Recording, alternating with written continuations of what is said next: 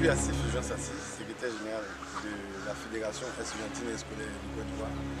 Par ailleurs, je suis le secrétaire général de la Confédération estudiantine et scolaire d'Afrique, qui a une plateforme des associations, des élèves étudiants des différents pays africains. Je voudrais savoir, à l'université Félix Houphouët-Boigny, combien de chambres sont disponibles?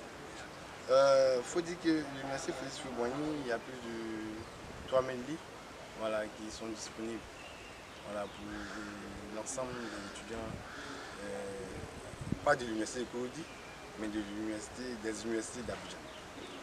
Alors aujourd'hui, on voit que les cités qui sont abandonnées, est-ce que la capacité d'accueil au niveau de Cocody, vous arrivez à tenir? Non, c'est utopique de le dire, puisque l'université de Félix Houphouët-Boigny, à elle seule, a plus de 55 000 étudiants. Pour 3 000 lits, c'est quand même impossible de dire que cela est suffisant. Et nous avons l'université d'Abou Adjamé aussi, qui a besoin d'une dotation en lits, vous comprenez. Et donc, l'université Félix Houphouët-Boigny fait 55 000 étudiants.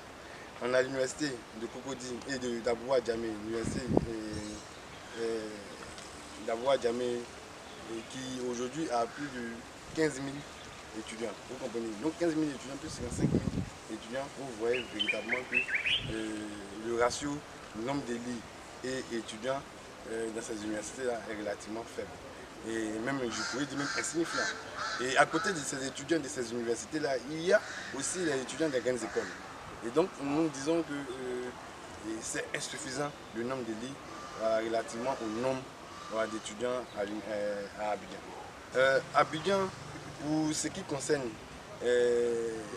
la commune de Cocody, nous avons 4 cités universitaires. Nous avons 4 cités universitaires. Il y a le campus de Cocody, il y a la cité de Mermoz, il y a la cité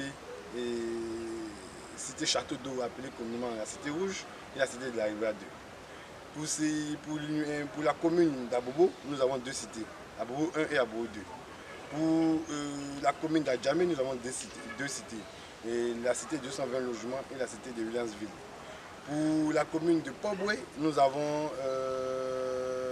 4 cités. Je dirais 4 cités puisqu'il y a un bâtiment qui est rattaché à une cité. Nous avons la cité de Poboué 2, la cité de Poboué 3, la cité de Poboué 1 et la cité de Vidi. Nous avons 4 cités et donc quand on fait un petit calcul, pour Abidjan, nous avons 4 cités à Cocody, 4 cités à Poboué, ce qui fait 8 cités. Nous avons 2 cités à Bobo, plus 2 cités à Djamé. Ça fait déjà 12 cités, vous comprenez. Sur l'étendue de la ville d'Abidjan, nous avons 12 cités universitaires. Et sur ces 12 cités universitaires, il y a combien qui ne sont pas habitées? Il y a seulement 4 qui ont été réhabilitées et qui sont occupés par les étudiants. Et donc, nous avons 8 cités jusqu'à cette date qui n'ont pas encore été réhabilitées. 8 cités, c'est quand même énorme.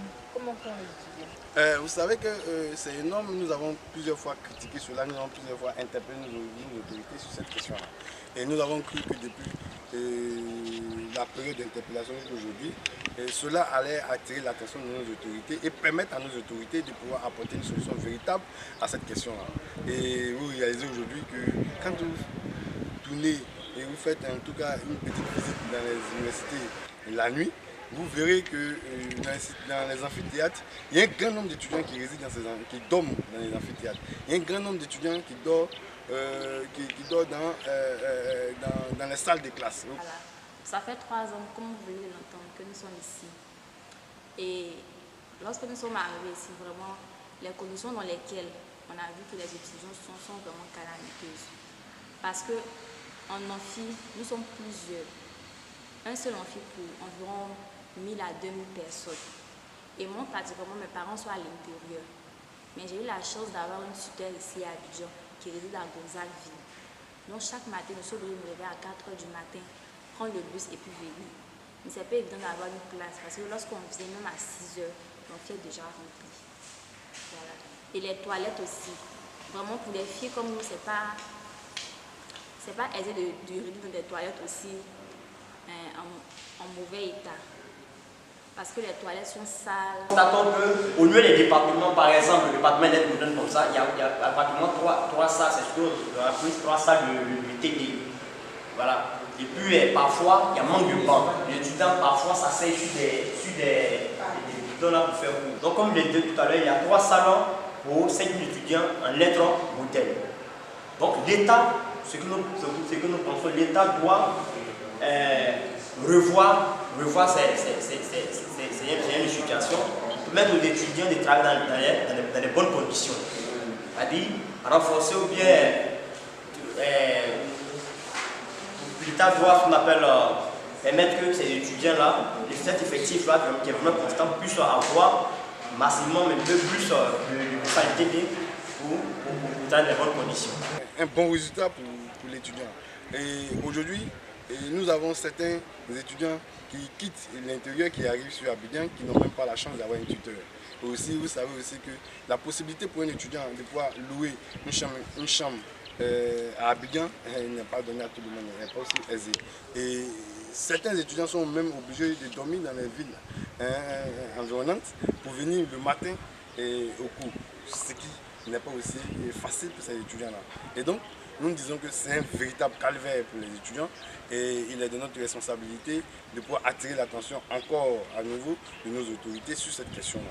Nos autorités nous ont dit le 16 août qu'avant la fin de l'année, ils nous rassuraient que les travaux allaient être achevés et que les étudiants allaient rentrer en possession des cités universitaires à Mans et à Korogo.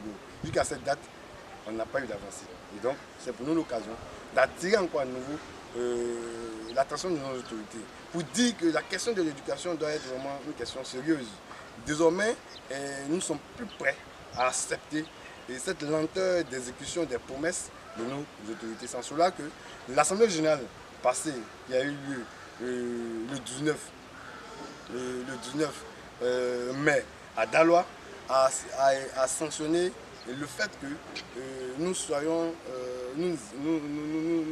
organisons en tout cas des manifestations à partir du 28 mai pour encore attirer à nouveau l'attention de nos autorités sur cette question.